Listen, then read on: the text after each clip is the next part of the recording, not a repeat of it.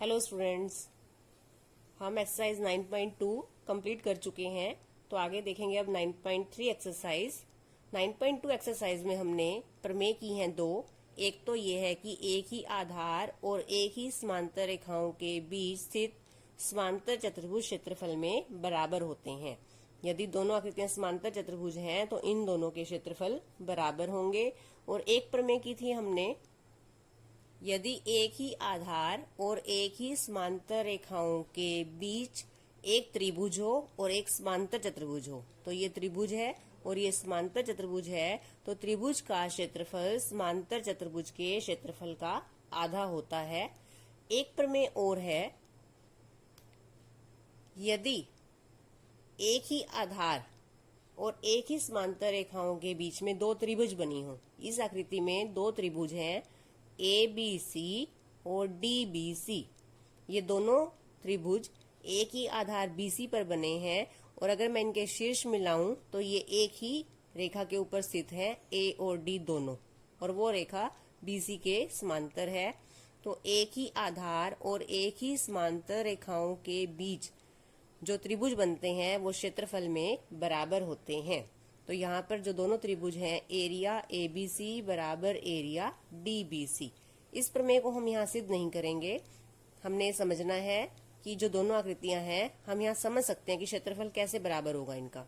त्रिभुज का क्षेत्रफल क्या होता है हम कर चुके हैं।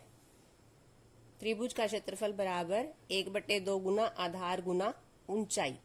अगर मुझे ABC त्रिभुज का क्षेत्रफल निकालना है तो आधार BC गुना ऊंचाई, ऊंचाई A से अगर मैं यहाँ पर लंब डालूंगी तो ऊंचाई हो जाएगी।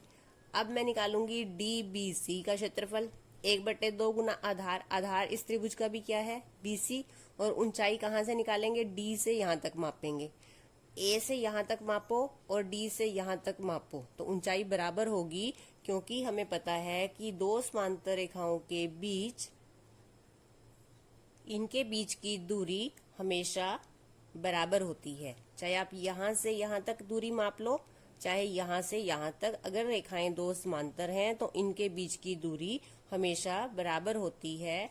तो जब हम A से यहाँ BC की दूरी मापेंगे या D से BC की दूरी मापेंगे, क्योंकि ये समांतर है तो इनके बीच की ऊंचाई जो है वो बराबर रहेगी। तो दोनों त्रिभुज का क्षेत्रफल बराबर आएगा। आधार दोनों का BC है, ऊंचाई दोनों की बराबर है, तो दोनों त्रिभुज क्षेत्रफल में बराबर होंगे।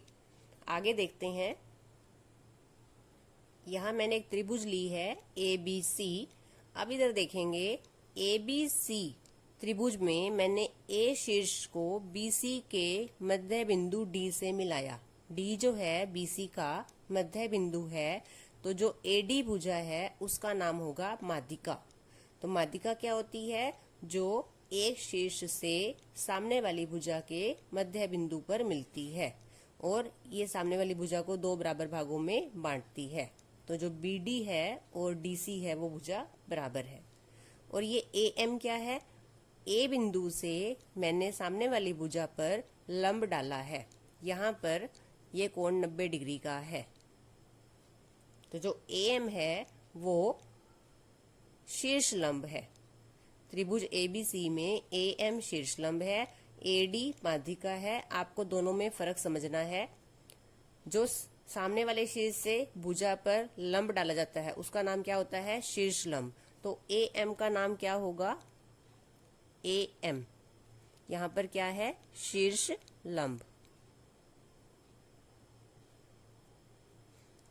और जो AD भुजा है वो क्या है, यहाँ पर माध्यिका।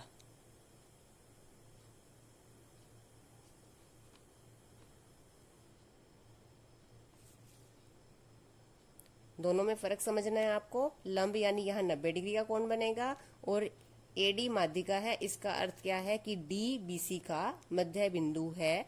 तो अब हम ये पढ़ेंगे कि त्रिभुज की जो माध्यिका है वो पूरी त्रिभुज को जो दो हिस्सों में बांट रही है। यहाँ पर दो हिस्से बढ़ गए AD भुजा खींचने से, तो दोनों हिस्सों का क्षेत्रफल बराबर होता है। यहाँ त्रिभुज ABC में AD माध्यिका है, तो त्रिभुज की एक माध्यिका उसे बराबर क्षेत्रफलों वाले दो त्रिभुजों में विभाजित करती है। तो इसका अर्थ क्या हुआ कि जो ये त्रिभुज है ए डी बी और त्रिभुज ए डी सी दोनों का क्षेत्रफल बराबर है। तो हम यहां लिख सकते हैं एरिया ए डी बी बराबर एरिया ए डी सी। ये दोनों त्रिभुजों का क्षेत्रफल बराबर है। या हम ये भी कह सकते हैं कि जो ये छोटी त्रिभुज है इसका क्षेत्रफल पूरी बड़ी त्रिभुज के क्षेत्रफल का आधा है, क्योंकि इसके दो बराबर हिस्से हो गए, आधा इधर रह गया आधा इधर रह गया। तो हम इसे ऐसे भी लिख सकते हैं एरिया ए डी बी बराबर 1/2, आधा means 1/2 area A B C. दोनों हिस्से जब बराबर हैं तो इसे आधा आधा कहते हैं। तो इस त्रिभुज का क्षेत्रफल आधा है। किसका आधा है? पूरी बड़ी त्रिभुज एबीसी का। इसी तरह इसे भी ऐसे लिख सकते हैं एरिया ए डी सी बराबर 1/2 एरिया एबीसी। तो दोनों में से किसी को भी हम लिख सकते हैं कि इसका क्षेत्रफल पूरी बड़ी त्रिभुज के क्षेत्रफल का आधा है। आगे हम देखते हैं क्वेश्चन 1 एक्सरसाइज 9.3। क्वेश्चन है आकृति 9.23। इस आकृति में त्रिभुज ए बी सी की एक माध्यिका ए डी है। इस पर स्थित ई कोई बिंदु है।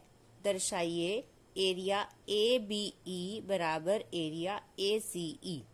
ए बी ई बराबर एरिया ए सी ई। तो पहले आकृति बनाएंगे और लिखेंगे दिया है त्रिभुज ए बी सी की एक माध्यिका ए डी है। सिद्ध करना है एरिया ए बी ई बराबर एरिया ए सी ई। तो त्रिभुज ए बी सी में सिर्फ आप त्रिभुज ए बी सी को देखेंगे, इसमें ए डी क्या है? एक माध्यिका है। और माध्यिका जो है वो त्रिभुज को दो बराबर क्षेत्रफलों वाले त्रिभुज में विभाजित करती है। तो ए डी भुजा से पूरी एबीसी त्रिभुज के दो हिस्से हो गए। कौन से दो हिस्से हैं वो? ए बी डी और ए सी डी। इन दोनों का क्षेत्रफल बराबर होगा। तो लिखेंगे इसलिए एरिया ए बी डी बराबर एरिया ए सी डी। अब हम देखेंगे त्रिभुज बीई सी को। बीई सी में देखेंगे जो ई बिंदु है उसे डी बिंदु से मिलाया गया है। ईडी है, डी क्या है? मध्य बिंदु है। तो ईडी क्या होगी त्रिभुज की? माध्यिका। ई बी सी त्रिभुज में ईडी है माध्यिका। तो ये भी इस त्रिभुज को दो हिस्सों में जो बांट रही है, इन दोनों का क्षेत्रफल बराबर होगा। तो लिखेंगे त्रिभुज ई बी सी में माध्यिका कौन सी है? ईडी। एक माध्यिका है। माध्यिका क्या होती है? जो मध्य बिंदु से शीर्ष को मिलाते हैं वहां माध्यिका बनती है। तो ये शीर्ष है और डी मध्य बिंदु है। तो जब इसे मिलाएंगे तो ईडी क्या बनेगी? माध्यिका। इसलिए एरिया, अब त्रिभुज का नाम देखेंगे कौन सा है? E B D. इधर वाली त्रिभुज ई बी डी बराबर एरिया ई सी डी। इसे नंबर 1 लिखें, इसे नंबर 2। अब हम इन दोनों को घटा रहे हैं। 1 और 2 को घटाने पर, घटाने से क्या आएगा हमारे पास? इसकी LHS में से नंबर 2 की LHS को घटाएंगे। Area A B D minus area E B D बराबर, अब RHS में से RHS को घटाएंगे तो area A C D minus area E C D. अब आप आकृति में समझोगे ए बी डी में से मुझे ई बी डी को घटाना है। अब देखेंगे अगर इसमें से घटाते हैं तो क्या बचता है। इस साइड वाली पूरी त्रिभुज में से मैं अगर इस त्रिभुज को यहां से हटा दूं तो हमारे पास क्या बचेगा? ये नहीं चाहिए। इस पूरी में से हमने घटा दिया इसको तो क्या बचा? ए बी ई बचा। ए बी डी के क्षेत्रफल में से ई बी डी का क्षेत्रफल घटाया तो बचता है ए बी ई। तो इनको घटाने से क्या आता है हमारे पास? Area A B E. इसी तरह से ए सी डी त्रिभुज में से हम घटा रहे हैं ECD, घटाने का मतलब क्या होता है कि हमने उस हिस्से को हटा दिया। तो अब हम यहाँ से ECD को हटा देते हैं अगर, तो हमारे पास क्या हिस्सा बच रहा है, ACE। तो यहाँ लिखेंगे घटाने से हमारे पास क्या आ रहा है, एरिया ACE। और यही हमने सिद्ध करना था, एरिया ABE बराबर एरिया ACE। अब देखेंगे एक बार, पूरी बड़ी त्रिभुज में AD माध्यिका है, माध्यिका त्रिभुज को दो बराबर क्षेत्रफलों में विभाजित करती है, तो एरिया ABD बराबर एरिया ACD। फिर छोटी त्रिभुज लेंगे EBC, इसमें ED माध्यिका है, यहाँ भी जो दो त्रिभुज हैं उनका क्षेत्रफल बराबर है, तो एरिया EBD बराबर एरिया ECD। हमें इनके नाम याद नहीं करने, आकृति में देख के हम नाम लिख सकते हैं, EBD, ECD। अब हमने पूरी त्रिभुज में से इसको घटा दिया तो हमारे पास ये बचेगी, तो हम घटा रहे हैं यहाँ पर LHS में से LHS, RHS में से RHS, तो घटाने से हमारा आंसर आ जाएगा।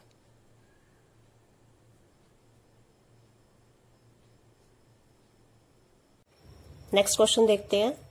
त्रिभुज ABC में E माध्यिका AD का मध्य बिंदु है। ये आकृति नहीं है इसके लिए, ये फर्स्ट क्वेश्चन की है, सेकंड क्वेश्चन की आकृति नहीं बनी हुई। तो E जो है वो AD माध्यिका है, उसका मध्य बिंदु है। दर्शाइए कि एरिया BED बराबर 1/4 एरिया ABC है।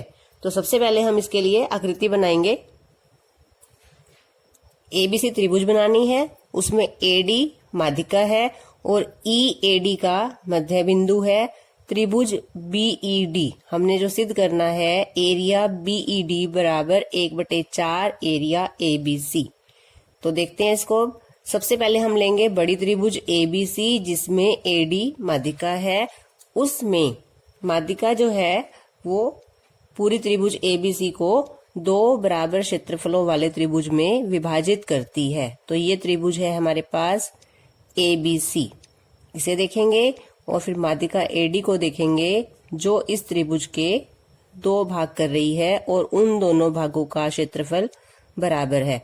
तो हमने इन दोनों भागों के नाम लिखने हैं।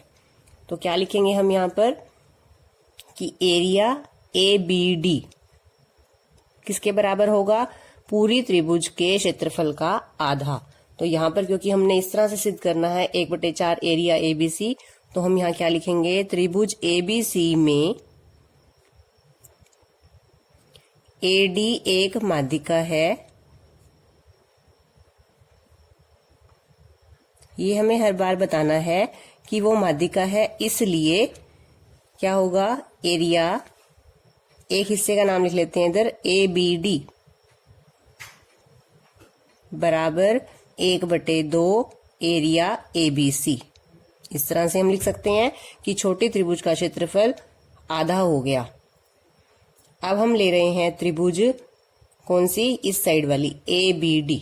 अब ABD त्रिभुज को देखेंगे, ABD त्रिभुज में BEB क्या है, माध्यिका है।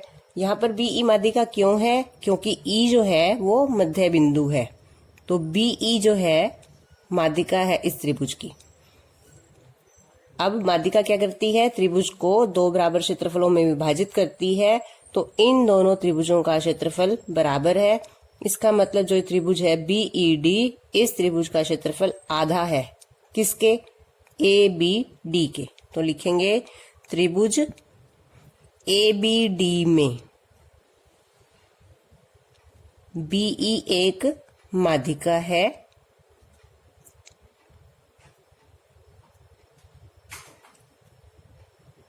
इसलिए एरिया BED, मैं यहाँ पे ABE भी लिख सकती थी, वो भी तो आधा क्षेत्रफल है क्योंकि, लेकिन मुझे सिद्ध करना है BED का एरिया, तो मैंने BED लिया। एरिया BED बराबर आधा हो जाएगा किसका, इस पूरी त्रिभुज का, ABD। यहाँ पर आया एरिया ABD और वो हम निकाल चुके हैं, किसके बराबर है, 1/2 एरिया ABC। तो यहाँ से एरिया ABD को हटाकर यहाँ पर क्या रख देंगे, 1/2 एरिया ABC। जब दो चीज बराबर होती हैं तो एक को हटाकर हम उसकी जगह दूसरी साइड वाली रख सकते हैं। तो यहाँ लिखेंगे पहले 1/2, ये बाहर ले लो। यहाँ क्या बचता है, एरिया ABD, उसकी जगह लिख रहे हैं हम 1/2 एरिया ABC। 1/2 ब्रैकेट के अंदर 1/2 है, गुना हो जाएगी।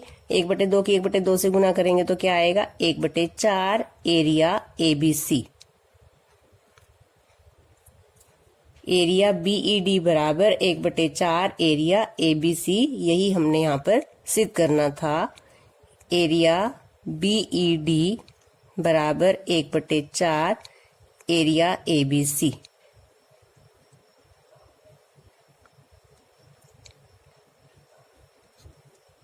सबसे पहले AD माध्यिका लेंगे तो लिखेंगे एरिया ABD आधा हो गया एरिया ABC के। फिर हम लेंगे छोटी त्रिभुज ABD, इसमें BE माध्यिका है, तो इस BED त्रिभुज का क्षेत्रफल बराबर 1/2 एरिया ABD। अब एरिया ABD को हटाकर उसकी जगह लिखा है 1/2 एरिया ABC। 1/2 के 1/2 से गुना हो जाएगी, यहाँ से आ जाएगा 1/4 एरिया ABC। यही हमने सिद्ध करना है इस क्वेश्चन में।